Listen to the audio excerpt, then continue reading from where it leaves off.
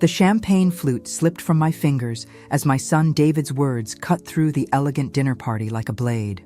"Mom's between jobs right now," he said, with that casual, dismissive tone I'd grown to hate. His new wife, Jessica, added the killing blow with a perfect society smile. Probably forever.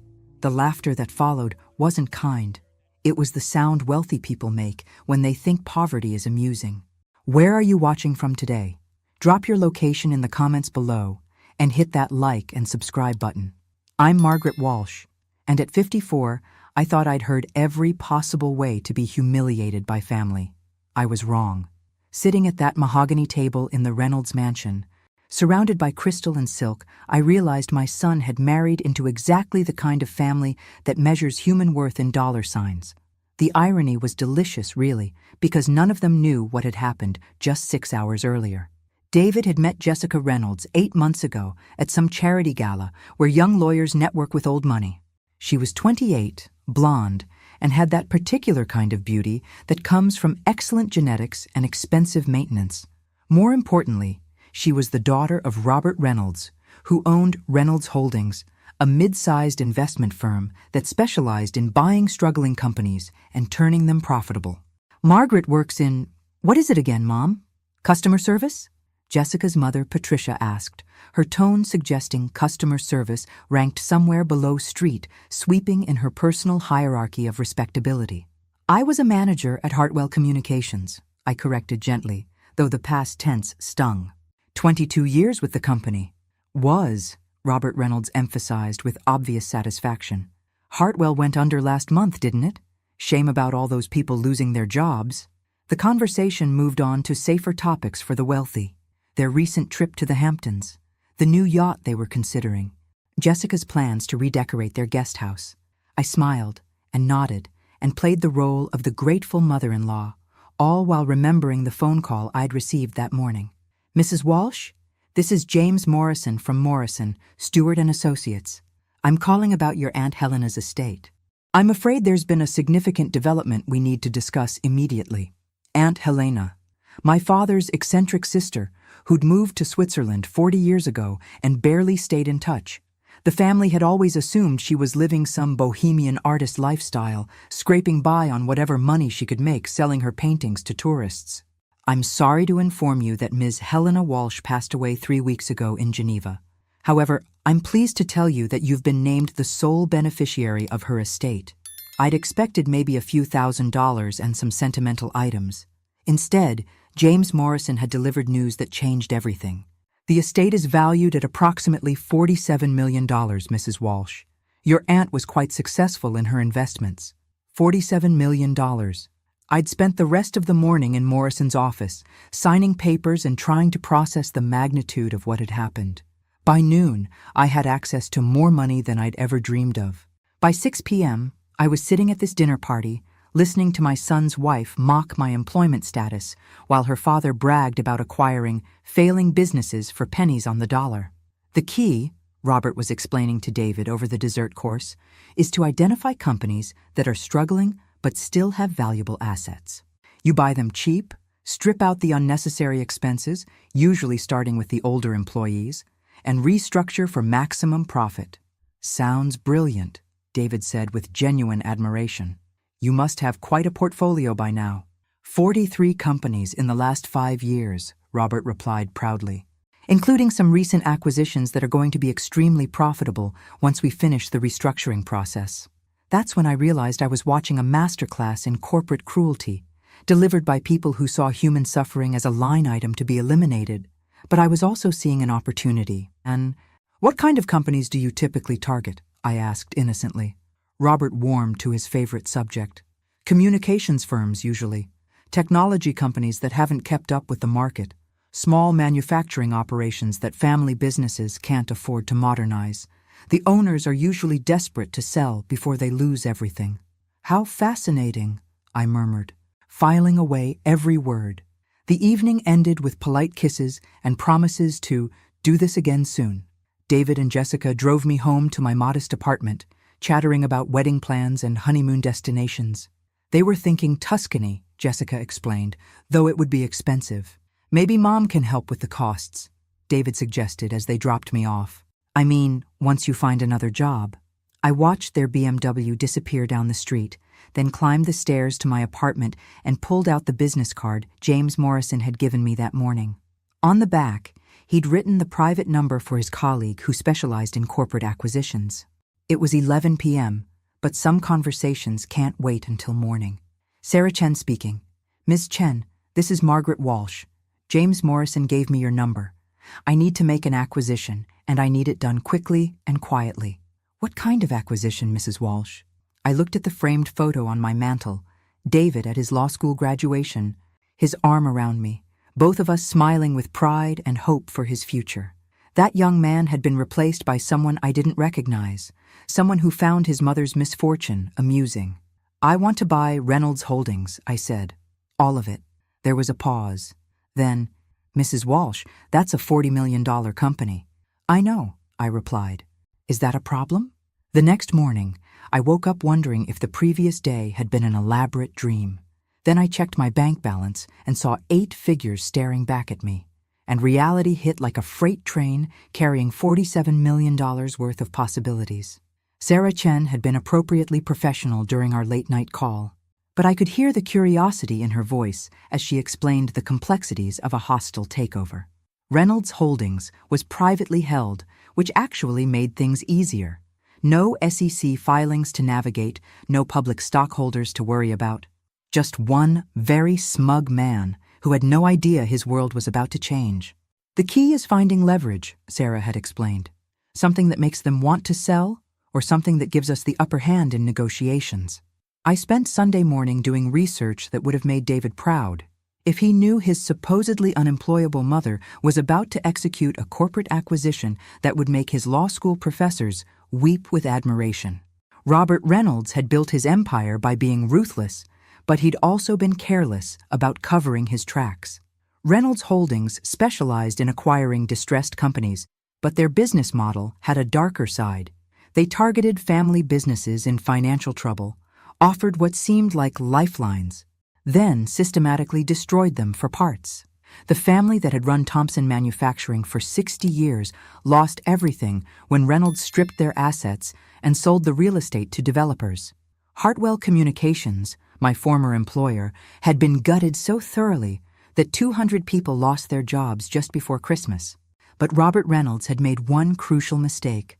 He'd been telling the truth at dinner when he bragged about his recent acquisitions. 3 of his last 5 purchases were companies I could prove had been systematically undervalued through questionable accounting practices. More importantly, 2 of those deals involved pension funds that had mysteriously disappeared during the acquisitions. By Monday morning, I had enough information to bury Robert Reynolds in litigation for the next decade, but I had something much more elegant in mind. I met Sarah Chen at her downtown office, a sleek space with glass walls that screamed expensive competence. She was younger than I'd expected, maybe 40, with sharp black hair and the kind of focused intensity that suggested she ate lesser lawyers for breakfast. Mrs. Walsh, I have to ask, what's your relationship to Reynolds Holdings? I told her about David and Jessica, about the dinner party, about Robert's casual cruelty toward people like me. Sarah's expression shifted from professional interest to something that looked almost predatory. So, this is personal. Very, I confirmed, but I want it done legally and completely. No shortcuts, no questionable tactics. When this is over, I want Robert Reynolds to know exactly who destroyed his empire and why. Sarah smiled for the first time since I'd met her. Mrs. Walsh, I think you and I are going to work very well together. The plan was elegant in its simplicity. Reynolds Holdings was profitable but cash poor, having overextended themselves on their recent acquisitions. They'd been financing their expansion through a complex web of loans and credit arrangements that looked impressive on paper, but were actually quite fragile. We don't need to buy the whole company, Sarah explained. We just need to control enough of their debt to force a sale. Within 48 hours, Sarah had mapped out Reynolds Holdings' entire financial structure. They owed money to 17 different entities, and their largest creditor, a pension fund investment group, was getting nervous about some irregularities they'd discovered in the Reynolds portfolio. How nervous? I asked. nervous enough to sell their debt position to us for 60 cents on the dollar, especially if we can provide evidence that Reynolds might not be able to pay. And if we own their debt, then we become their largest creditor. And if they can't pay, which they won't be able to once we call in certain loans, we can force them into bankruptcy or a distressed sale. It was beautiful. Really. Robert Reynolds had built his fortune by financial manipulation, and now those same tactics would be his downfall. But the sweetest part was that I wouldn't just be destroying his company, I'd be acquiring it. How long? I asked. 2 weeks if everything goes according to plan. Maybe less if they panic. I thought about Jessica's wedding dress, still hanging in her childhood bedroom, waiting for a June ceremony that would now have very different implications. I thought about David, already mentally spending money his in-laws wouldn't have much longer. Make it happen, I said. Sarah started making calls before I'd even left her office. By Thursday, we owned 38% of Reynolds Holdings' debt. By Friday, we'd acquired controlling interest in 2 of their subsidiary companies.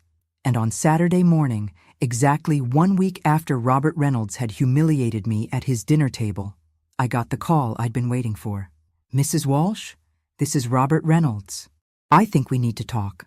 I was in my kitchen, making coffee in my modest apartment, when the man who'd mocked my unemployed status called to beg for mercy. The irony was so perfect I almost laughed. Of course, Robert.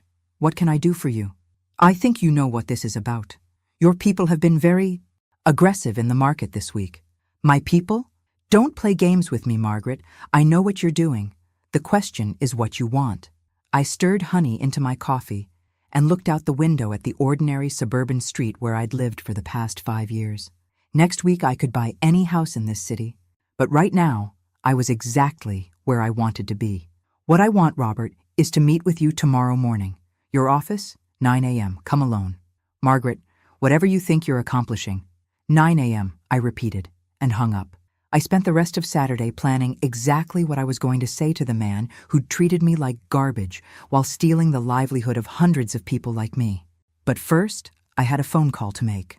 David, it's Mom. I hope I'm not interrupting your Saturday.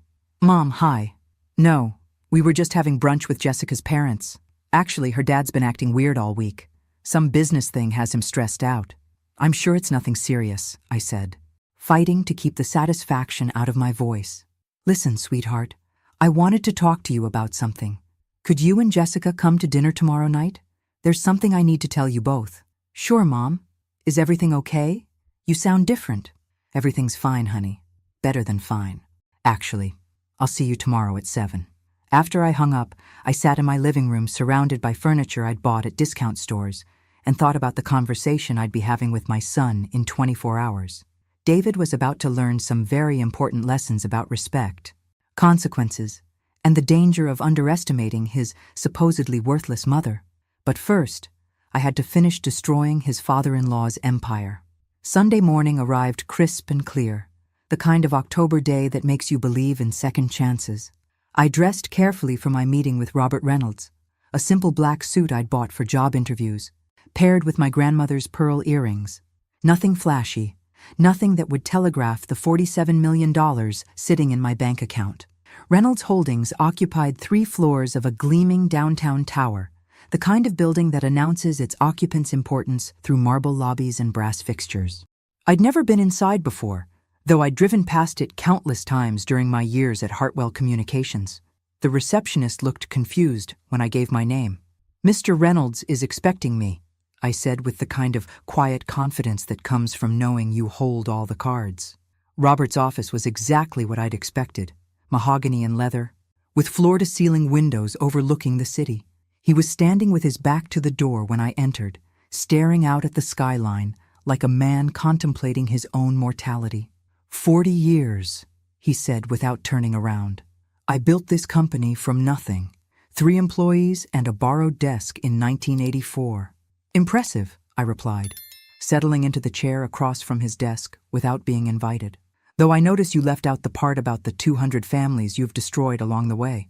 He turned to face me then, and I saw something I'd never seen in Robert Reynolds before. Fear. Real, bone-deep terror of losing everything he'd spent a lifetime accumulating. What do you want, Margaret? Accountability, I said simply, and justice for people like me. He moved to his desk, shuffling through papers with hands that shook slightly. I can offer you a settlement, enough to make this go away quietly. How much? 5 million. Cash. Untraceable. I pretended to consider it, watching hope flicker in his eyes. That's generous, Robert, but I'm afraid I'm not interested in bribes. Then what? I leaned forward, meeting his gaze directly. I want you to sell me your company. The silence stretched between us like a taut wire. Outside, the city hummed with Sunday morning traffic, people going about their normal lives while Robert Reynolds' world crumbled in real time. That's impossible, he said finally. This company is worth $40 million.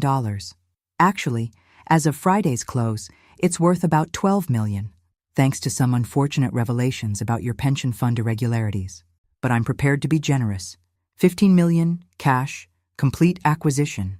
The company isn't for sale. I smiled, the same polite expression I'd worn during Thursday's dinner party.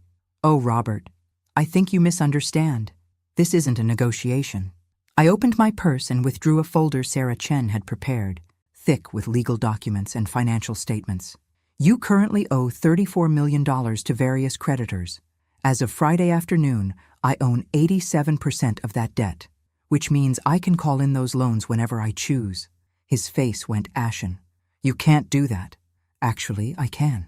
Your credit agreements have some very interesting clauses about material changes in business circumstances. The federal investigation into your pension fund management definitely qualifies. What federal investigation? I pulled out another document, this one bearing official government letterhead. The one that begins tomorrow morning when the Department of Labor receives a comprehensive dossier detailing your questionable accounting practices. Though I suppose if you were to sell the company before that investigation becomes public.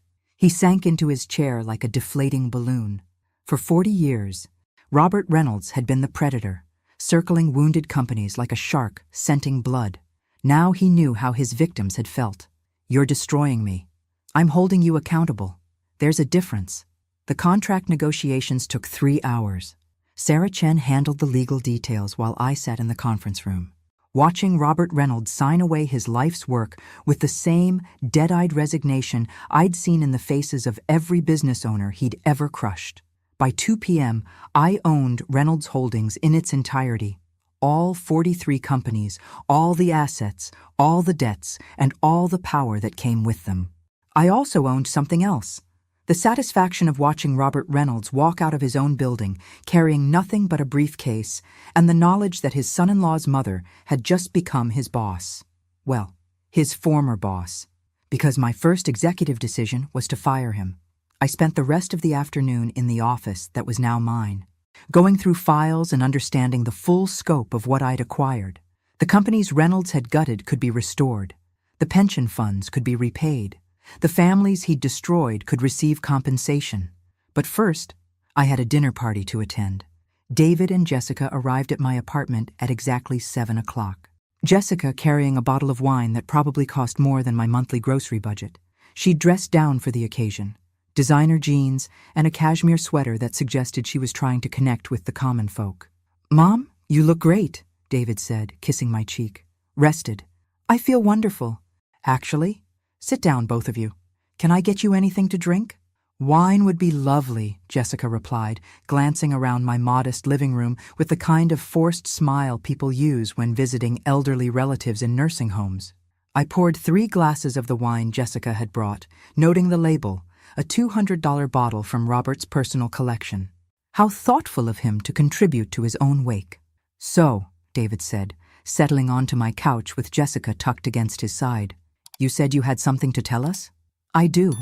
I sat in the chair across from them, holding my wine glass like a shield. "I wanted to share some news about my employment situation." Jessica perked up with obvious relief. "Oh, that's wonderful. Did you find another customer service position?" "Actually, I've moved into corporate acquisitions." "Acquisitions?" David looked confused. "Mom, that's a pretty specialized field. Don't you need extensive financial experience?" "You'd think so," I agreed. But apparently, I had more transferable skills than anyone expected. "What kind of acquisitions?" Jessica asked, though she was clearly humoring what she assumed was her mother-in-law's midlife fantasy. "Well," Just this morning, I acquired an investment firm downtown. 43 companies, actually, though they'll be managed as subsidiaries. David laughed, the indulgent sound parents make when children claim they're going to be astronauts.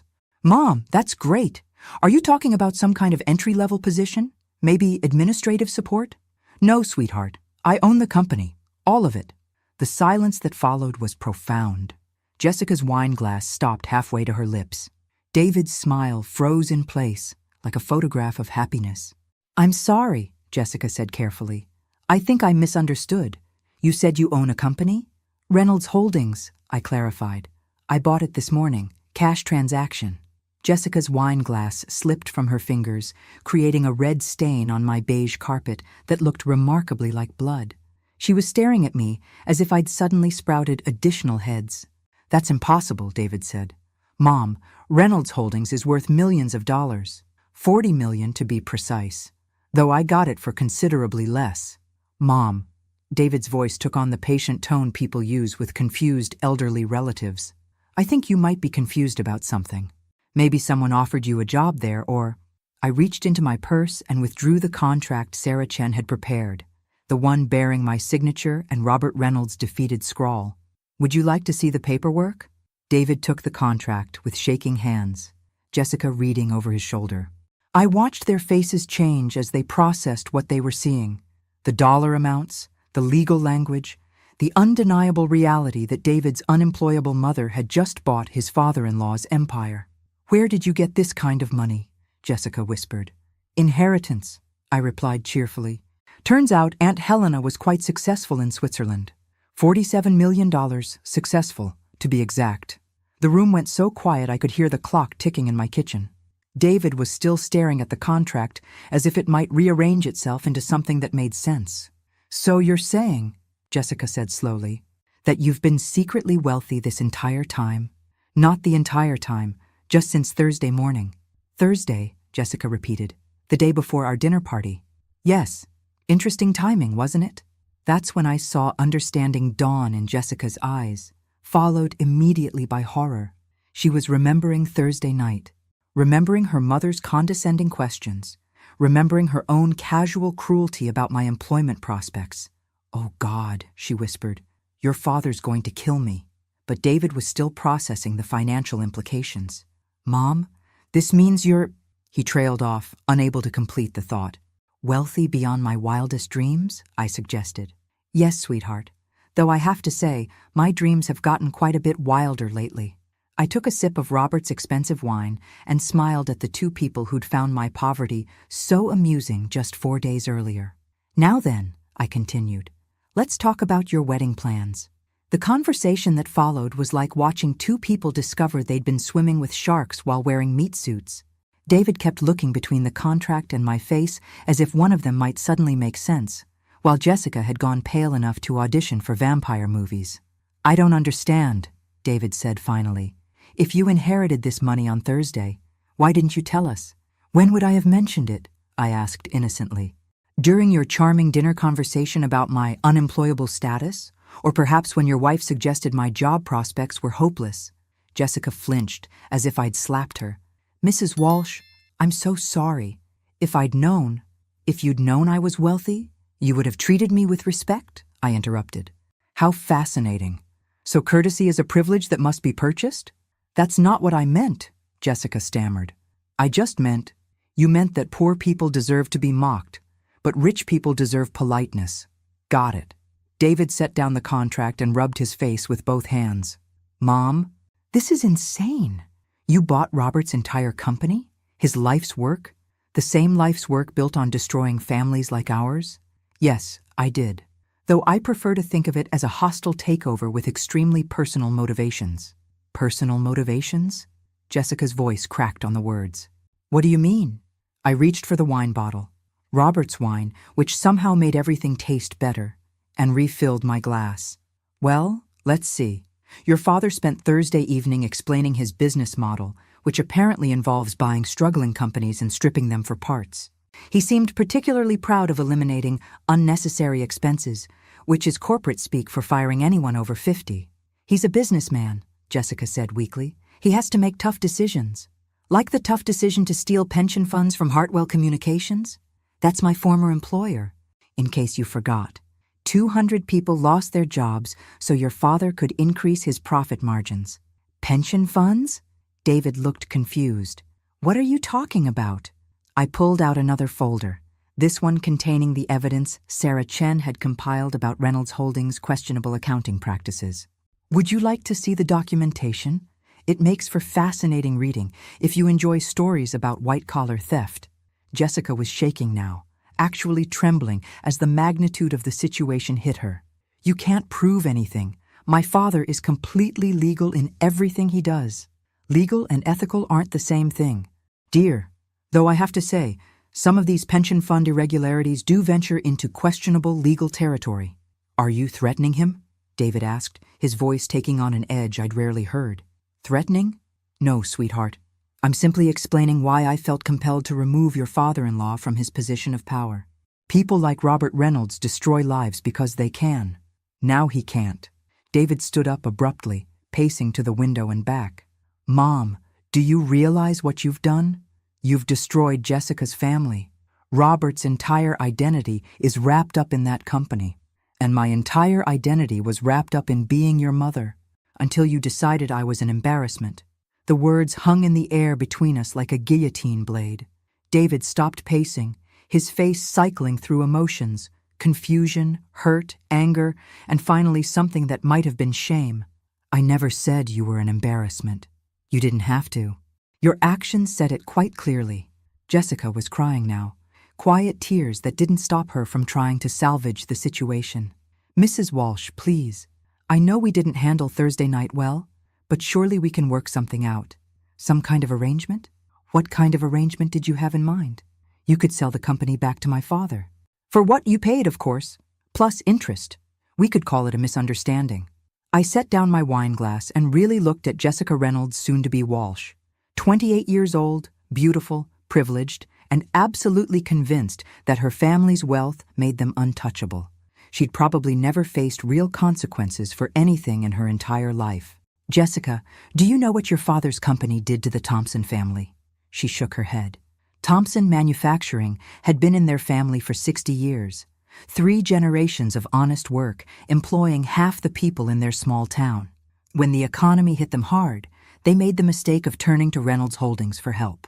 Your father bought them out, stripped their assets, and sold their factory to developers. 60 years of family legacy became a shopping mall parking lot. Business is business, Jessica said, but her voice lacked conviction. Business is people, actually. The Thompsons lost everything. Their house, their savings, their reputation in the community. Mrs. Thompson had a heart attack 3 months after the sale. She's 67 years old and stocking shelves at a grocery store because your father stole her husband's pension fund. David had gone very quiet, staring at his hands. Jessica was still crying, but now it looked more like grief than panic. What do you want from us? David asked finally. It was the right question, and I'd been waiting 3 days to answer it. I want you to understand that actions have consequences. I want you to learn that treating people with cruelty, even people you think don't matter, can come back to haunt you in ways you never imagined. And then we figure out how to move forward as a family, if that's possible. Jessica wiped her eyes with the back of her hand, leaving mascara smudges that made her look younger and more vulnerable. What happens to my father? Your father is discovering what it feels like to be powerless. It's an educational experience I highly recommend. Mom, David said carefully, what are you planning to do with the company? Finally, the question that mattered. I smiled, thinking about the conversations I'd been having with Sarah Chen about restructuring plans and victim compensation funds. I'm going to fix it. Every company your father-in-law destroyed, every family he ruined, every pension fund he raided. I'm going to make it right.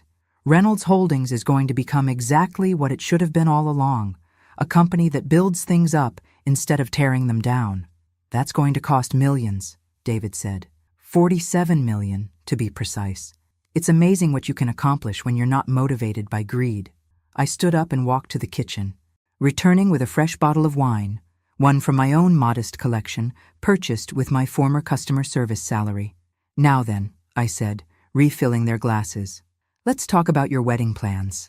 I assume you'll need to make some adjustments to the budget. Jessica and David